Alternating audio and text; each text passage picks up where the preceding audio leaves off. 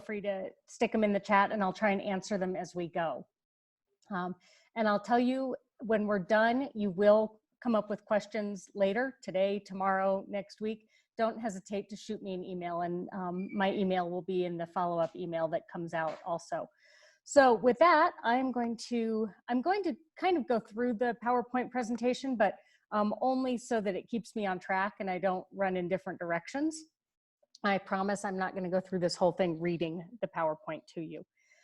I have been working in digital marketing. I developed my first website in 1995, and I was on the early social media channels and have been doing this my career since 95. So it's something that isn't new to me, but social media is very dynamic. It's always changing. The companies are always changing how they do things and what they're doing. So some of this information is probably accurate right now, but it might change in 2 weeks, or it might change tomorrow because of, especially with the current coronavirus situation, a lot of the social media channels are making temporary changes to how they're doing business. So I'll highlight that when we come across it, just so you know. On that note, if my computer is going to let me, there we go. What is social media? Social media is any website or application that allows you to share content or to participate in social networking. A lot of people forget the social part of social networking. They send a message out, they post to their social media channels, they post to community forums, and then it goes into a void and they never respond to anybody. It's really, really critical to remember the social part and be willing to interact with people who ask questions or post comments. So keep that in mind no matter what channel you're using. And you actually need the social part of social media in order for your posts to be successful. What I mean by that is, for example, Facebook, if you post something to your Facebook business page, approximately 11% of your followers will see that. So if you have 100 followers, imagine a pebble being dropped into a perfectly calm body of water. That pebble is your post. It goes into the body of water.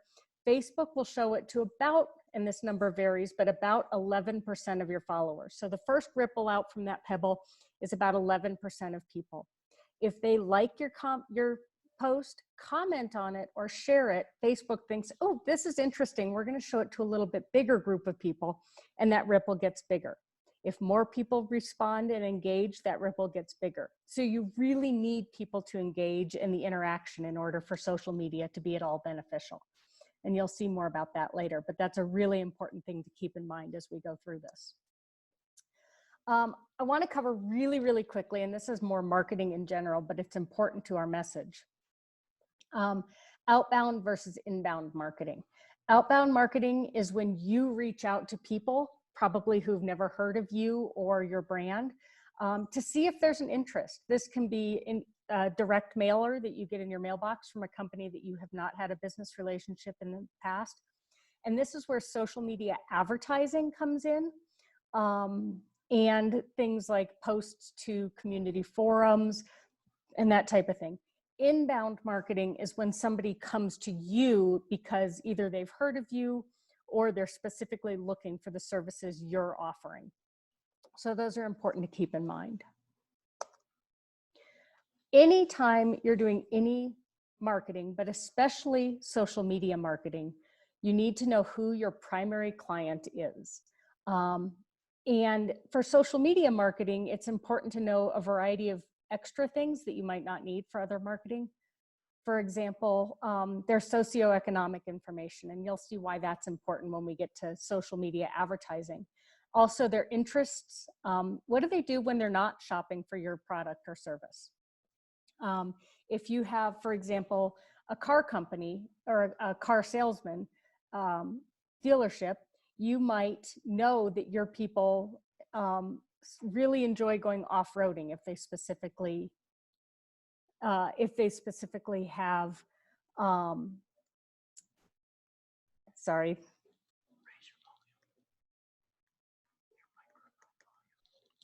Give me just a second, I'm technical problem here.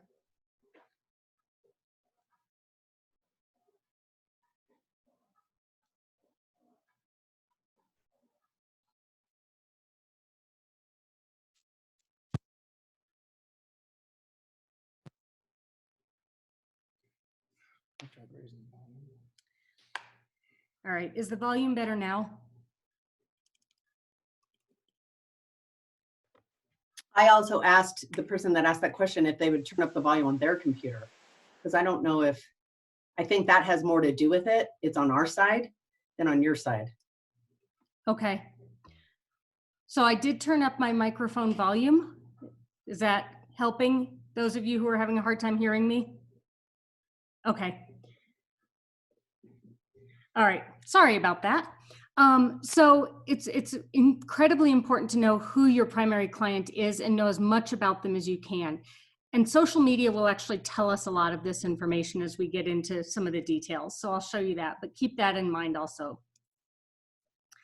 So when we're talking about social media, every single network, whether it's Facebook, Instagram, Pinterest, Twitter, they all have a different general user base. Obviously, there's some overlap, but just because of the way people work, different types of people tend to lean towards different platforms. So Facebook right now is currently, in this graph is a little bit old, this was July of 19. Facebook was more commonly used by men, which is something that actually surprises a lot of people, that people think Facebook is used by women, but it's actually predominantly used by men right now, which is interesting and something worth keeping in mind. Instagram is the fastest growing platform in general. And you can see some quick numbers. And like I said, I'm going to run through these. I'm not going to bore you with all the details. Twitter is generally used by a younger user base. And Pinterest is used by people of all ages, but it's mostly driven by people with a specific interest, and it's mostly used by women. So that's worth noting. And all of this, like I said, we'll come back to with more information on each of these, but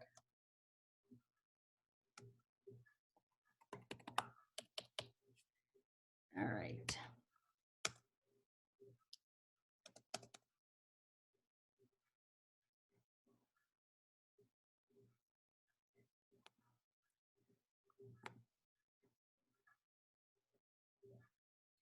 Okay, so the next thing we're going to talk.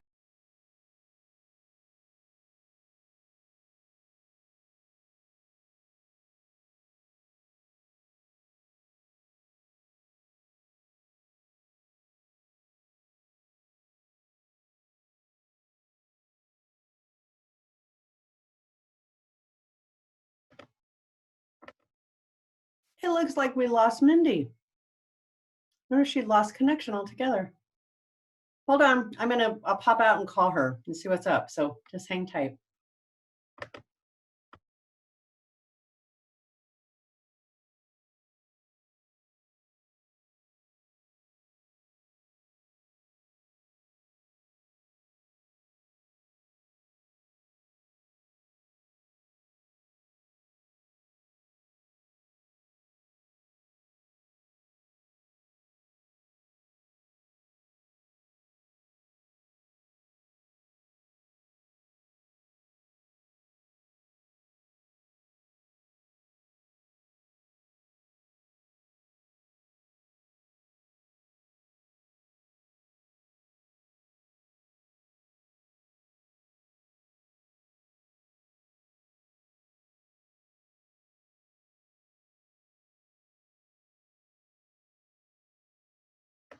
She's on her way back in.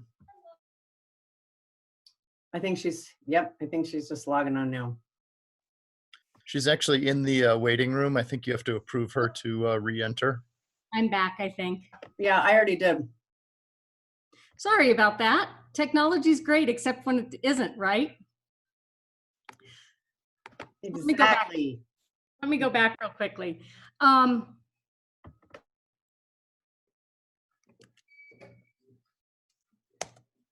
All right, let me get back to where I was. I'm sorry. So the next thing that I want to talk about is,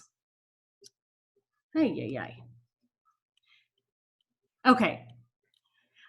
So The one thing I want to really focus on today is the difference between personal social media and business social media. And those are really important to keep in mind, and something that as best you can, you want to keep separated.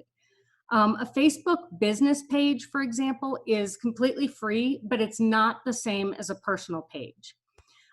You do, when you're posting to business social media, you want to have a mix of promotional, and that's a sales pitch, or your special industry offers, for example, if you have a sale going on. You also want to include things like industry news and information, facts about what differentiate you from anybody else in your same field offering similar products, and some occasional fun posts that are appropriate for your business. The fun posts are really good because they keep people engaged. If you think about it, if you get a magazine in the mail and it's something that you're interested in, you've subscribed to, but you open it up and the only thing in there is advertisements, you're probably not going to look very far, and you're probably not going to maintain your subscription. So what you're looking for is the information, the interesting things, and the sales pitch is just a side benefit that you have in getting your message out. Like I said, Facebook only shows your single post to a very small number. So what you want to do is have posts that are really engaging, whether it's something that asks a question, that can be very, very beneficial. For example, we were working with somebody recently who owns a restaurant, and their question that they posted was, we can't offer our full menu right now because we're doing carry out only, but which of our menu items would you like to have as our Friday night special? And people posted and commented and gave their opinion. That business doesn't necessarily have to take those opinions as solid gold, but what they did is they got people really engaging, and they got their message to a larger ripple and a bigger group of people in their following. So you want compelling and engaging content so that you can create that ripple effect we talked about. The one thing I will remind you is every single business has different needs, different audience, and a different goal and mission. So your mix is going to be different. If all you do is sell products, we have one lady that we work with who sells promotional items, and she doesn't really have interesting industry news that she can share, except for an occasional, why do you want, promotional items. So she features very, very different types of promotional items all the time to show people the variety of products. The one thing I'll tell you is having a Facebook or any social media business page doesn't cost you anything. So you can start one, try it, put some time and effort into it, and if it's not working for you, you can always close it or not use it. And I'm going to skip through a little bit of this. One of the things that people overlook for business use is Facebook groups. Facebook groups are pages that are developed with a specific common target audience. It can be a community. You've probably all seen the television ads recently with the two girls in the college classroom playing kazoos, and they realize they have something in common, and then they run outside and a whole bunch of other kazoo players follow them. There are Facebook groups for absolutely every interest and community and demographic you can possibly think of. If you really sit down and think about your business and what you offer, there's probably multiple Facebook groups that are applicable to your offering. If you join those, the first thing I would tell you is to follow them and read what other people are posting for a couple weeks before you ever post. And also really read the rules of the group and focus on what the rules are. Some groups don't allow business posts. Some only allow business posts on a certain day of the week. Some of them you have to have a link to your website. So they all have different requirements. If you don't follow each group's individual requirements, they will kick you out. So just read the rules, follow the rules. But those can be phenomenally powerful way to get your message out to people who may or may not have ever heard of you. Facebook groups are free to join, which is awesome. And because they're so targeted, I love the Kazoo ad, but the Kazoo, Kazoo Players of America Facebook group, I think they call themselves these days. Literally, if I was selling trombones, it wouldn't be at all applicable for me to post my message there. But if I have anything to do with the kazoos, that's an absolutely very well, extremely targeted audience for my message. Anytime you post to a Facebook group, I encourage you to link to your website and or a physical location. Because if you post, you want it to be easy for people who see that post to then find you. This actually I just added because we've had quite a few people ask us this in the last couple weeks. And I'm going to go into more into this, but before I do, I want to explain the difference between a Facebook advertisement and a Facebook boost. They used to be very, very different. Facebook started them as two completely different things, and they've kind of morphed into, so they're one and the same. So this is your pay to play option. This is what you can use to get your message to a larger group using a variety of different tools. Ads offer a very large range of analytic information. You can see what age group people who responded and saw your ad. You can find out their financial bracket, which is pretty incredible that Facebook knows that about us. You can find out their location. You can find out about other interests. So you can really learn a lot from Facebook ad analytics. Boosted posts is and Facebook ads, you can also design your audience. So you can say, I want my ad to go to people in the 80465 zip code who have shown an interest in travel, are between the ages of 30 and 65, and have a household income of over $100,000. You can get really, really specific targeting in Facebook advertising. I will tell you, putting together that target audience can be tricky. Facebook actually themselves have some really good videos walking you through the process. I could walk you through the whole process, but Facebook will do it far better than I will any day of the week. So, and they'll have the most up-to-date information. Like I said, things are changing right now. And a boosted post is a regular post that you've put on your page, and you pay Facebook to show it to more than that 11% or whatever the ripple effect is.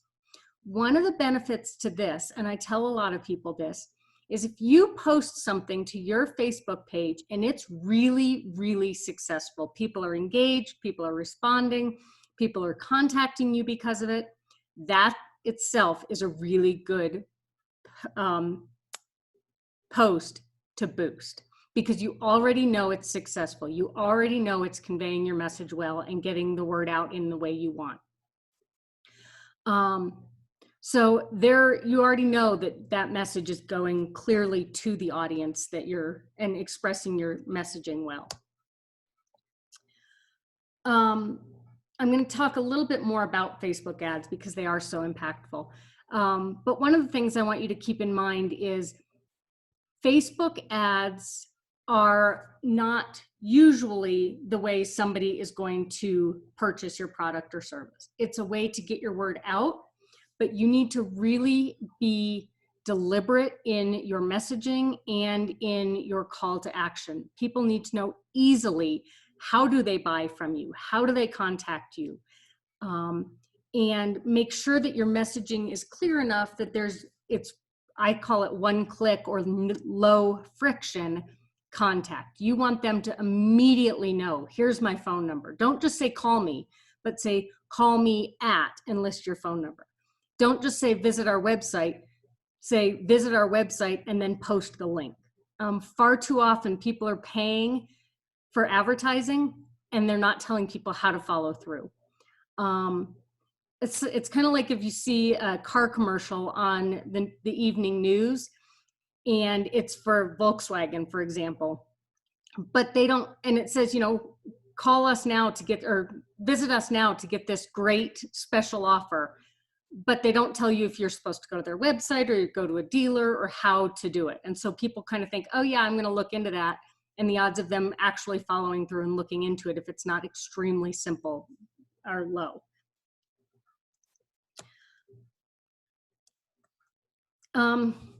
So one other thing I'm going to tell you is Facebook owns Instagram. I'm sorry, Facebook owns Instagram. So any posts that go to Facebook, you can also post to Instagram. Any ads that go to Facebook, you can also send to Instagram. So Instagram is used generally by a younger audience, and it's very lifestyle centric. It's very visual. There isn't a lot of text that accompanies the ads or the images usually. It's usually the most powerful for products that, whether it's, you know, patio furniture, or if you have a restaurant and you have really good looking food, you don't want to probably post pictures if you're a fast food restaurant, because that's not as appealing. But if you have things that are very visually appealing and very visually compelling, Instagram can be a very powerful tool. Remember that Instagram posts and comments are globally public. So that means anybody can see them. And if somebody says something about your company, about your product, you don't have a lot of control over that being shown. And I'll warn you, this is absolutely a growing thing right now. I can't tell you how many current clients of ours have had Instagram influencers call them saying, hey, if you give me free products, I'll post about you. Some of them are probably legitimate, but if somebody contacts me and says, hey, if you give me a free, you know, car, I'll post about you on Instagram, I'm really going to do some due diligence and make sure they're a big time influencer. We actually had somebody just call one of the restaurants we work with and said, I'm an influencer. If you give me free dinner, you know, for the next week for my family, I'll post about it. So we said, well, you know, let us look into it. He had 17 Instagram followers. So not really a very big influencer. And if we hadn't looked into it, we could have taken him at his word and lost out on dinners for a week. So it's actually very important to make sure that if you're going to work with an influencer, that they actually have a following and that their followers are the kind of people you want to reach out to. Twitter is an interesting place right now. You get a very short amount of text to get your message across. It's very, very public. And you can't really delete something that you've tweeted. You can tell Twitter to delete it and it will remove it from your page, but anywhere else that it's out there, it's still going to show up.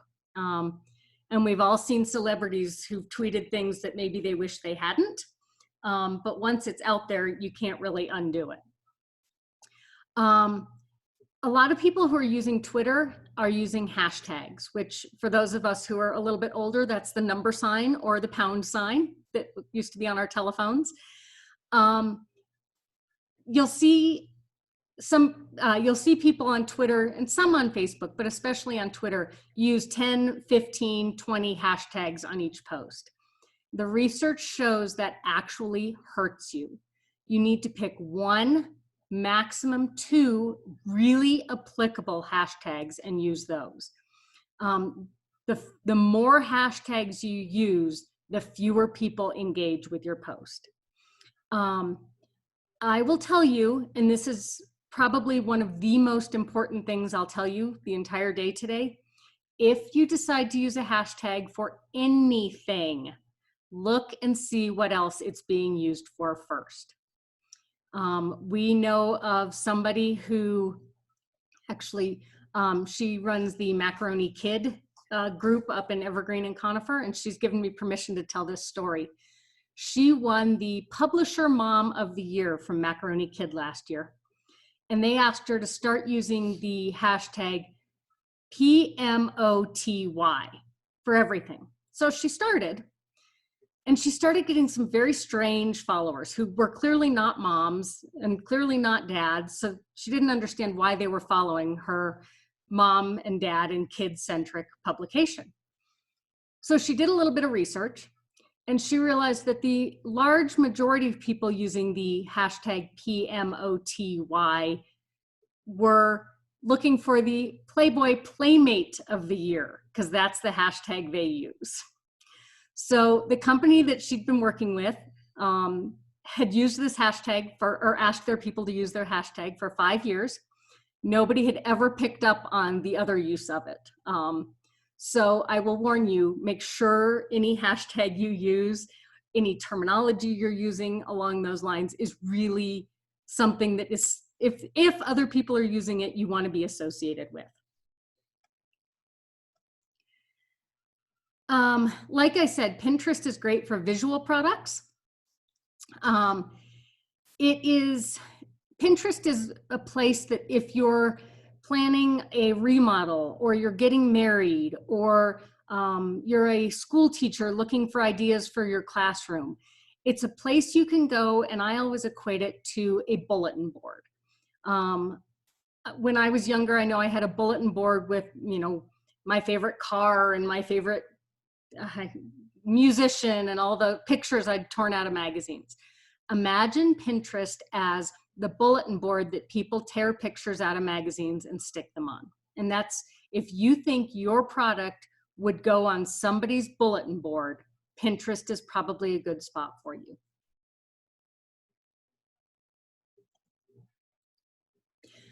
This is one that I'm going to emphasize pretty heavily because people don't think of it as social media, but it absolutely positively is. Local community forum websites. I know in the mountain evergreen conifer area, we have 2 specific ones that are really big, My Mountain Town and Pine Cam.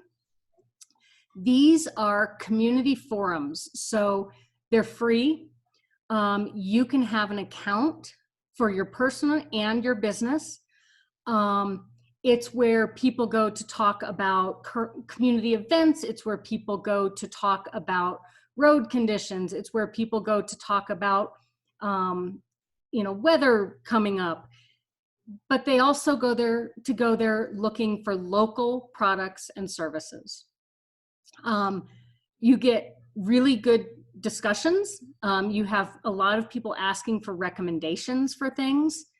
And it's a good place to not only promote your product, but also just kind of monitor what's going on in your community, in your industries. For example, I know Pine Cam and I believe My Mountain Town also both have entire sections dedicated to the coronavirus and people needing masks. So there's people saying, I need, 3 masks for my daughter, who might have one that, I can buy from you. So they're really good resources for ways to reach people who otherwise might never know about you. And also it's a good way for you to keep your finger on the pulse of what is going on in your community and what maybe your competition is doing. Hey, Mindy. Yes. For those businesses that don't live in the mountains, what are some of the local forum websites like throughout Jeffco? Do you know? I know of like nextdoor.com maybe. Yep, and Nextdoor, similar to this. Nextdoor is similar. Nextdoor is an absolute, and I was going to talk about that. It's not in this presentation, I realized this morning. Nextdoor is really beneficial. I actually have, and I can send it out in the follow-up email. I have a list of some community forums in the West Jefferson County Golden area. And I think it includes some Boulder as well. So I'm more than happy to send that out in the follow-up email. Yeah, I'll make a note to include that. Great, thank you. So that everybody has some of those.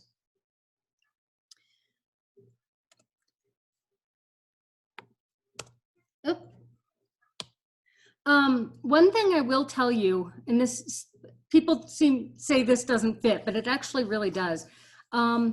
If you have a website, I highly recommend making sure you have, Google Analytics is important, but install a Facebook pixel on your website. It's easy to do, it's free. There's very, very specific directions on Facebook of how to do it. What it does is, it, just like Google, it collects data about people who are visiting your website, and it tells Facebook, but it also tells you how people are finding you and who is finding you. So it helps set up an advertising, because you can look at that and say, okay, you know, usually my audience is people in the age range of 50 to 65 who are in the $100,000 a year income bracket. But over the last couple months, all of a sudden, I've had a large number of people who are between the ages of 25 and 35 visiting my website. Maybe I need to consider targeting to them also. So it can really shed light on possible clients that you didn't even know were out there looking for your services. I'm encouraging people to do this, especially right now, because with things changing in our world and so much dynamic stuff happening, you don't know who's out there that's looking for your products or services that may not have been in the past. So setting up a Facebook pixel is absolutely something I recommend. And if you're doing it, setting up Google Analytics at the same time. I'm more than happy to help anybody with this if you have questions, but both Google and Facebook have really good instructions and videos on how to do it.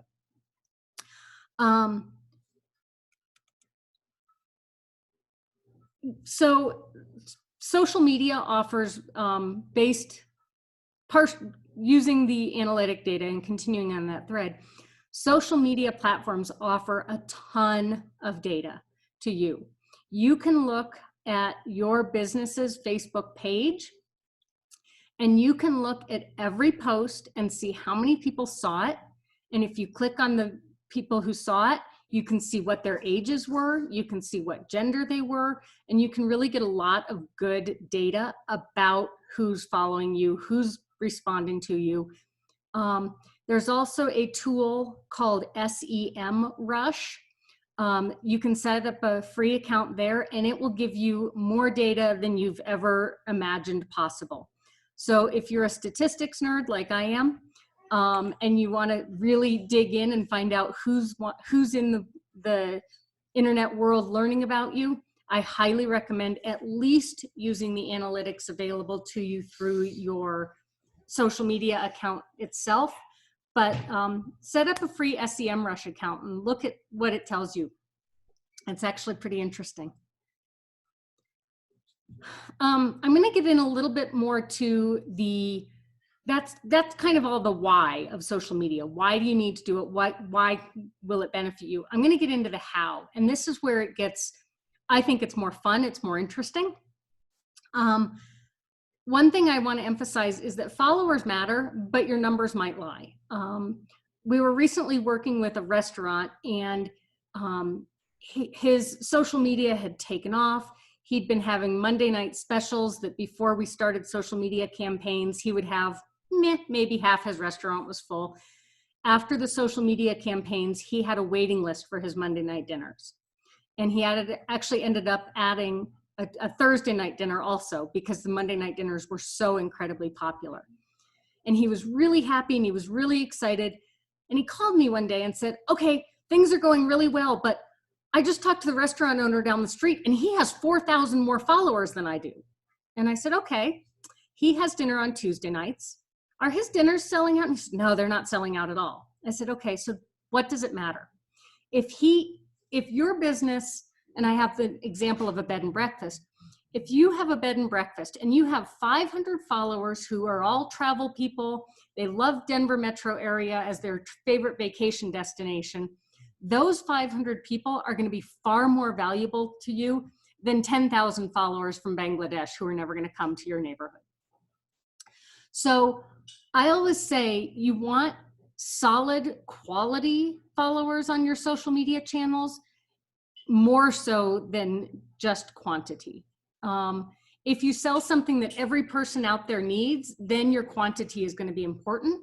But if you have a product that is only going to be appreciated or needed by a certain number of individuals, you really want to target those people. On the other hand, you do want to build your following. It's hard. This can be hard to do. You can advertise and pay Google. You can buy followers. I never, ever, ever recommend doing that because you're going to get the 10,000 followers in Bangladesh who are never going to be real clients. But what you can do is, here's a result from the web.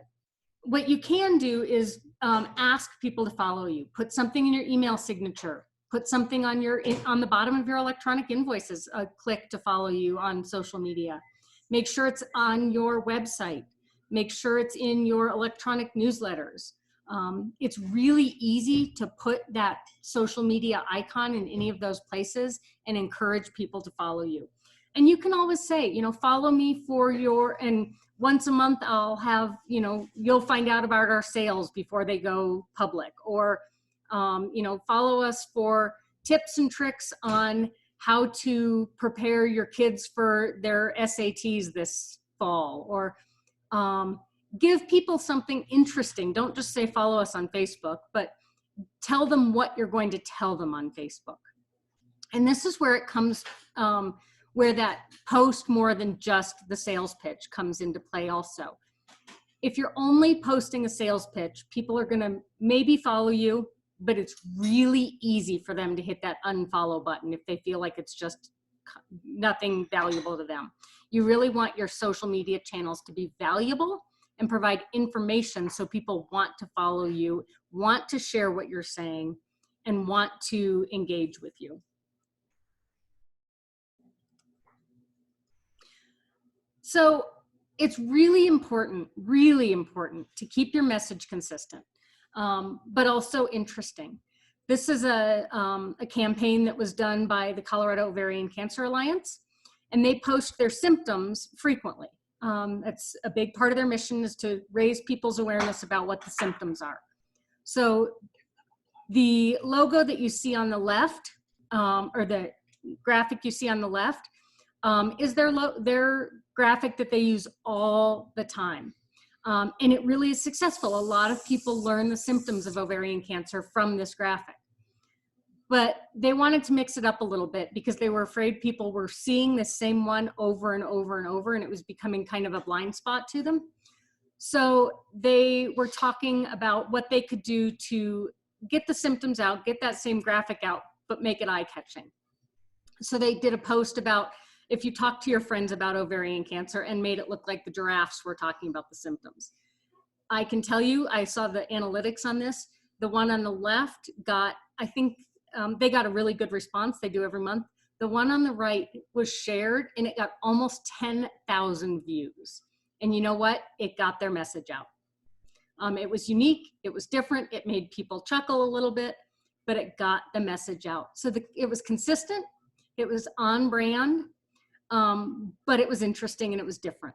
So it can be hard to come up with the ideas of how to make your consistent same message unique, and you don't have to do it every time. 99% of the time, they use the graphic on the left. People know it. But once in a while, find a way to mix it up a little bit and just make it exciting, make it interesting, keep people engaged. Don't be afraid to be creative. People think, nope, it's going out there, it's representing my business, it has to be straight-faced, it has to be direct, it has to be professional. Find ways to be creative and find ways to make the people who are following you interested, engaged, and having fun. This is something that's gone out a couple years in a row around the mountain community. It's a 5-heart review, and they asked people to show a local business that you work with appreciation by giving them a 5-star review on Google or social media. This actually, it seems simple, but it's kind of different. It's more than just, hey, please give us a review, which you see a lot of. It's more engaging, it's eye-catching, and it actually really spreads. A lot of 5-star reviews show up in the days following this, and a lot of people share this, and it just gets the word out. So it's something that's creative, it's kind of fun, it's unique. And again, it gets the word out and keeps people engaged. This is a big one. When you post to your social media, please, please, please remember it's a business page. What message do you want your clients to get from your post? I can't tell you how often I've seen professional individuals post a picture of them out partying on a Friday night, or doing things that maybe would be okay on their personal Facebook page, but they don't really belong on a business page. So just keep that in mind. You're speaking for the business, and it's really, really important that you keep your message professional but creative. And it can be hard to find that balance, but I had one gal tell me, I'm not going to post anything to my business page that I wouldn't want my grandmother to see. And I thought that was a pretty appropriate way of looking at it. This is also super, super, super important. We call this the good versus the bad. And this is something that it's a lot like posting, the picture of you drinking beer. You really have to use professional judgment on this. And I don't know how to pronounce the German company, but the company on the left posted the picture of these ladies sitting on the washer dryer in celebration of International Women's Day.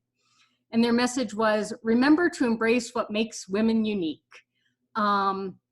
And the blowback on this was incredible. Women were not impressed that they chose a picture of them sitting on a washer dryer, talking about that's what makes women unique.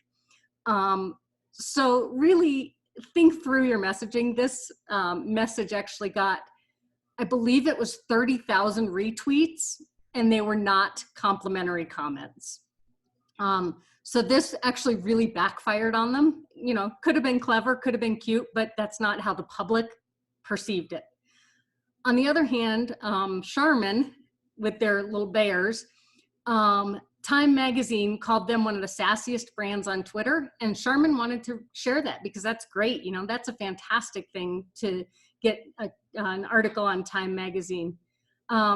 But they turned it around and said they preferred the cheekiest, which is kind of in line with their message. So it was a fun way to use it, to put their spin on the message. Hey, Mindy. Yes. Before we move forward, there's a Yes. question from Lisa, and she is asking, is Canva the go-to platform for graphics with text? Canva is a very easy way to, yes, absolutely. I recommend Canva to a lot of people. It's an easy way to create images and graphics. My one advice is make sure that it's extremely easy to read any text. Far too often you see an image that's really, really busy and there's a lot going on in the image, and then you have text overlay and it's really hard to read the text. So anytime you're posting graphics, make sure the text is extremely easy to read. Awesome, thank you. But yes, Canva is a phenomenal tool. For those who don't know, Canva is a free tool, and it's just canva.com, that allows you to either import your own picture, or they have thousands of pictures you can use. And you can very, very quickly and easily stick your logo on the image and stick any copy on it that you want.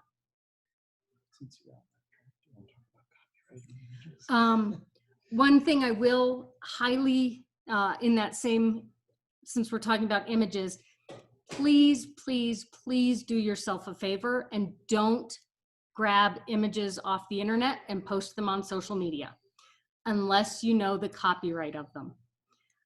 We had one client who got dinged with a $6,000 copyright infringement penalty because she went online, she needed a picture of, I don't remember what, a sponge, for example, Googled picture of sponge, found one, grabbed it, stuck it on her social media, and the photo was copywritten, and she didn't have permission to use it. So it cost her $6,000. There are a couple sources. One, and this will be in the follow-up email, one is Pixabay, Pixabay. And the other one is Unsplash. And those are both pixabay.com and unsplash.com. Both of those have tens of thousands of images that you can use, but each image is labeled specifically right on the websites, whether it can be used for commercial use or not. So go Google sponge, for example, find one you like and just look and make sure it's labeled for commercial use, and look and see if an attribution is required, because some of them you have to give credit to the photographer. A lot you do not. So, but be really careful not to just go out on the internet and find random image and use it, because it can bite you.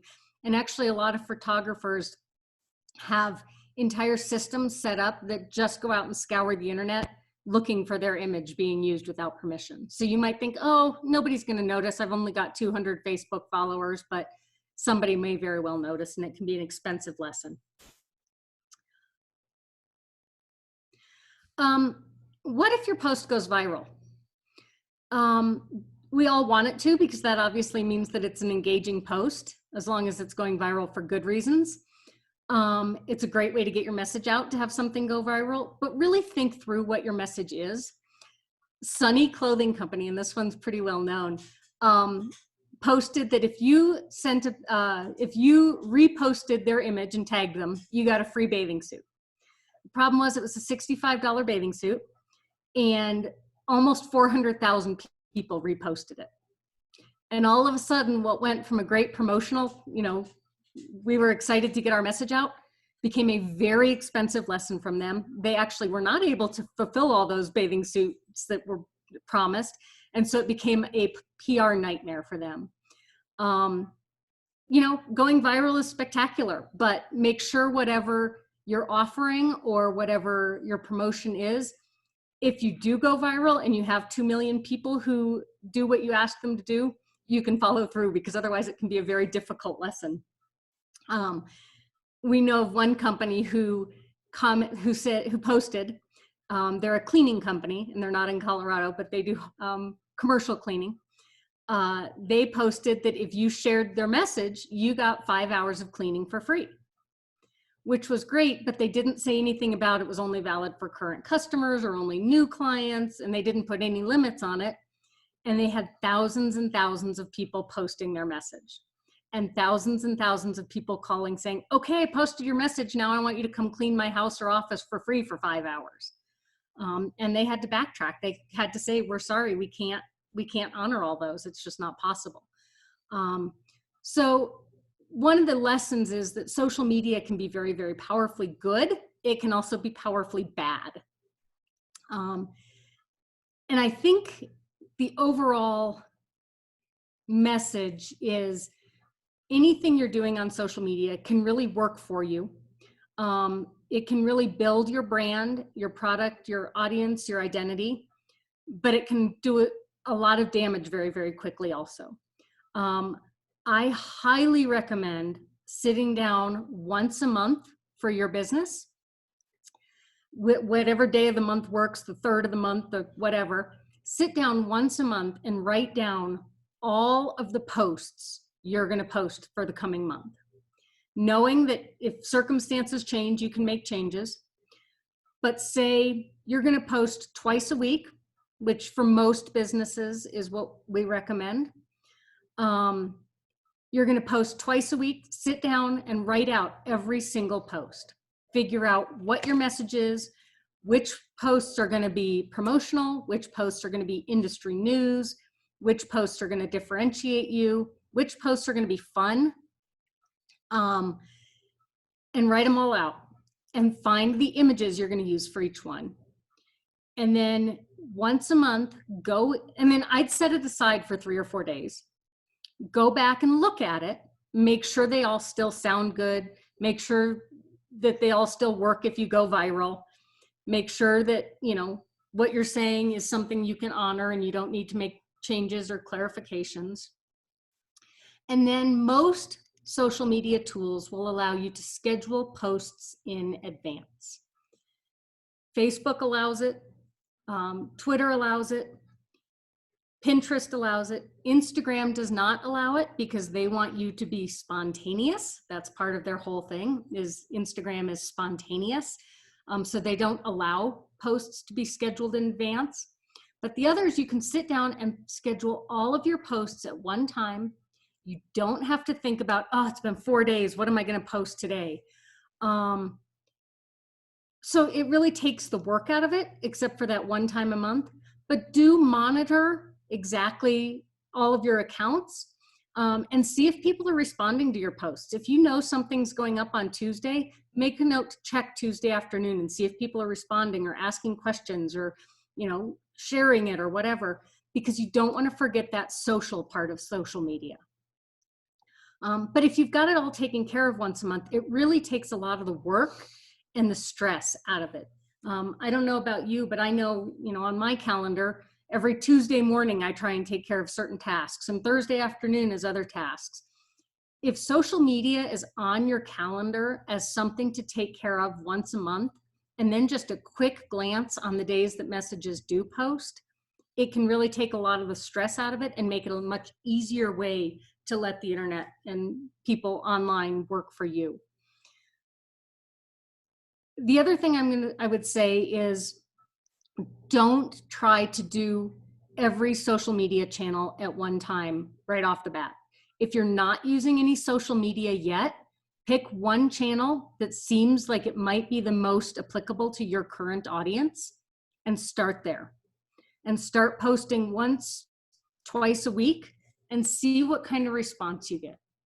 Don't be afraid to ask your family and friends to follow your page to start with. If they're real friends, they'll do it to help you out. If they're family, they better do it to help you out. And just slowly build it up. Ask people to follow it. Ask people to like it and to comment on it. Invite people to share the message. You know, hey, if this message means something to you, please share it with people you think might be interested. You don't want to build all of your social media channels at once if you've never done it before, because it can become really overwhelming and it's very easy to just say, I can't do all this, it's too much, and walk away. But if you have the different tools, or if you have the different platforms and you start, say Facebook is your most likely target audience, start with Facebook. Go for a couple months, see what posts work, go into your analytics and look at what posts are the most successful. If you're posting a Tuesday tip for your business, if you're, say, a bookkeeper, every Tuesday you could give a one-sentence tip on how to, aimed at business people, on how to keep their books better, more accurately, whatever applies to you. Call it your Tuesday tip. If you look at the analytics of your posts and those Tuesday tips are really, really successful, maybe think of adding a Thursday tip also. If you look and not a single person likes those Tuesday tips and not a single person shares those Tuesday tips, maybe it's not reaching your audience. So really go in and look at the analytics. You can also see, okay, if I'm posting a Tuesday tip, social media channels will tell you, are any of your followers online on Tuesdays, or are they all online on Fridays, Saturdays, and Sundays? In which case you probably want to post on Friday, Saturday, or Sunday. So use the analytics to help you decide which posts are going to be the most effective and when you're going to post them. If you have a blog or a newsletter or something along those lines, make sure that every time you post that blog or send out that newsletter, you're posting that same blog or that same newsletter to your social media and inviting people to subscribe to your newsletter or follow your blog. Again, it goes back to using social media to drive traffic to your phone or your website or wherever you're going to close that deal. If you have a great blog about, I just saw one from a swimming pool company. They wrote a phenomenal blog about how to prepare your pool for spring use. And they posted to their website, and not a single person saw it because they didn't go to their website for the blogs. They posted to social media, and all of a sudden they had a huge spike in the number of people who were seeing it. And within about 24 hours, they had a huge spike in their sales also for some of the products they mentioned. So you kind of have to use social media as, I call it a step ladder. You want to reach as high as you possibly can in your business success. And social media can really be the step ladder to give you the boost you need.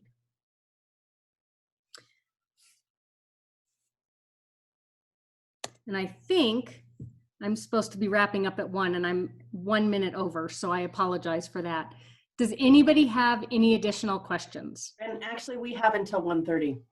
Oh, So we have plenty of time for Q&A. oh, okay. I had it at 1 o'clock. I'm sorry.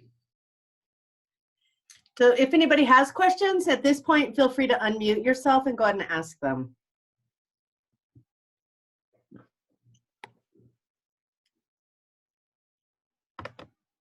No questions? I know I threw a ton at you, and there will be questions later. I promise somebody will come up with something. Don't hesitate to shoot me an email, give me a call. And I'm also happy to sit down, and I joke that I shouldn't do this, but I do because it's just how I work. If you want somebody to sit down on Zoom with you and just look at your social media and help you, we can look at the analytics. I'll sit down and do it for you. I do it at no charge. I'll sit down and do an analysis with you. We can look at the analytics. We can look at what you are doing and what has been successful. And I can give you some tips on how to improve or how to make things work better for you. Oh, that's awesome. Thanks, Mindy. Cheryl, you asked about LinkedIn. LinkedIn is an excellent, excellent platform, as is Alignable, which is growing right now. It's been interesting to watch that. I saw it when it first started. LinkedIn is an excellent place to communicate with other businesses and business professionals, I should say. The business professionals who are posting to LinkedIn and who are on LinkedIn are going to respond more to things like blogs that you write or articles or informative educational pieces than they are to your fun memes. So you can post occasionally fun stuff and things like that to LinkedIn, but my advice is to post more educational, informative, and information about what differentiates you from the others in your industry. Awesome. Thank you. So Linda had a question. What tips would you recommend for working with seniors? So this is fun for me. The fastest growing demographic on Facebook right now is seniors. People 55 and over are the fastest growing group on Facebook right now. They're not the largest group, but they're the fastest growing. And that's largely because they want to keep in touch with their children and grandchildren, and they can keep up to date with them on Facebook. So I highly recommend using Facebook to get your message out to seniors. You can see in the analytics page of your site what age group your followers are, and I would bet that you have a growing number of followers in the senior age demographics. Nice. In that case, if you're targeting seniors, it's even more important to make sure that any graphics you post, any images you post are extremely easy to read and have a lot of contrast between your text and your images. Good one. All right, last call for questions. Okay, well, thank you all for coming, and thank you, Mindy, for hosting. That was great. Fabulous information. I'm going to just run through some upcoming workshops we have, and then we'll close out. So every Monday Well, let me back up. So Jeffco BRC, we've taken all of our services online. We're utilizing Zoom to do business advising as well as our business education workshops. And we've doubled our advising schedule. So now our advisor, Lou Reverso, is available on Mondays, Wednesdays, and Thursdays. And primarily for the last month, she's been helping business owners work through and navigate the funding options and the application process. So if you or somebody you know is struggling with that or hasn't started that yet, please send them our way, and I will put our contact info in the follow-up email as well. The best ways to get a hold of us. We're not taking business advising appointments through email anymore because we're just so busy. It's too hard to keep track of it. So I'm just having folks call us. But you can work with her on that or anything else. You know, our messaging has been, most of us right now cannot work in our business, but it's an excellent time to work on your business. Right? To really hone in those areas that you're maybe not that strong in. Maybe that's your bookkeeping, or maybe it's social media, right? And that's why you're in this class today. So really use this time, maximize your downtime during shelter in place to really, you know, improve on your business, improve your skill set. So keep that in mind. And then upcoming classes, every Monday morning, we do a workshop called COVID-19 All Things Funding. And it is literally just an open Q&A. We give you the most current updates because the funding world is changing, you know, pretty dramatically week to week. I know they recently closed down all the different SBA loans, but our best guess is that they'll open up back up in a couple of weeks. But there is a lot that goes into that. You need to have documents in the right format, be able to upload them. There's boxes and check marks that Lou has figured out makes the process easier and more successful. So that's where we come in, but it's Lou, and then the other expert panelist is a man named Jason Jacksack with Colorado Enterprise Fund. And so he's amazing and just a wealth of information, and he'll do the updates, and then it's just an open Q&A forum. Normally that's from 10 to 11, but this week on the 27th, it's from noon to 1. But then moving forward for the month of May, 10 to 11 on Mondays. And then on Thursday the 30th, we have how to build a marketing plan during COVID-19 in the afternoon from 3 to 4. On Thursday, May 7th, we have a course called Instructional Design, Making E-Learning Easy.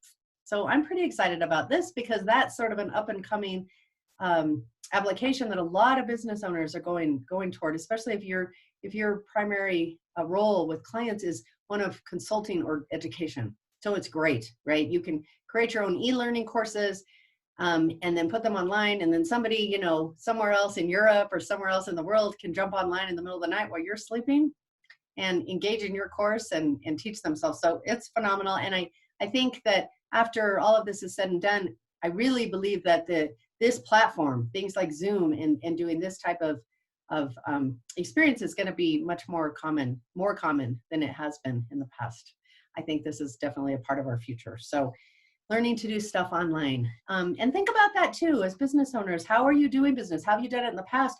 What can you do? How can you strategize now to adapt to the new business climate, right? Once we move forward, because it's going to change. And at least my prediction is we're going to do more things online. So how can you implement your business online? What would that take? What does that look like? Let us partner with you and explore that. So I'll just put a link to all of our upcoming classes. We're scheduled out pretty much through the month of May, but I'm always open to popping some new ones in. The goal is to provide 2 to 4 classes every week. So if you have topics that we're not covering and you want to see them, just let me know. Send me an email, give me a call, we'll make it happen. So with that, be sure to watch for the follow-up post email, and I'll send Mindy's contact info and take her up on her offer to sit down with you and just look over your social media platforms, because that's phenomenal. Thank you for being so generous. That's great. And thank you for teaching today. Do you have anything that you want to share before we sign off? Good luck. Go out and have fun, guys, and everybody please stay healthy. Yes, I agree with that. Okay.